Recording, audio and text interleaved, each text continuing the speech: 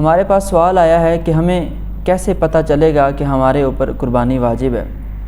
اگر یہ آپ جاننا چاہتے ہیں کہ آپ پر قربانی واجب ہے یا نہیں ہے تو یہ چھوٹا سا اور آسان سا اصول ذہن میں رکھیں۔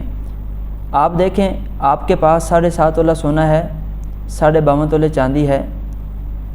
اگر 52.5 تولے چاندی آپ کے پاس ہے تو آپ پر قربانی واجب ہے، 7.5 تولہ سونا آپ کے پاس ہے تو قربانی واجب ہے۔ اگر یہ دونوں اتنی مقدار میں نہیں لیکن یہ کم مقدار میں ہیں، اب ان دونوں کی ہم مجموعی قیمت نکالیں گے اور وہ قیمت اگر 52.5 تولے چاندی کی قیمت کے برابر بنتی ہے تو پھر آپ پر قربانی واجب ہے۔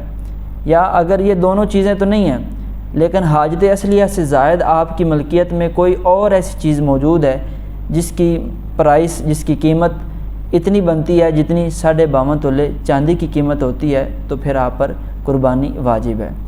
یہاں پر یہ بات ذہن میں رکھیں کہ یہ جو قربانی کا نصاب ہے، قربانی کے جو 3 دن ہیں ان کے اندر آپ کے پاس آ گیا تو آپ پر قربانی واجب ہے۔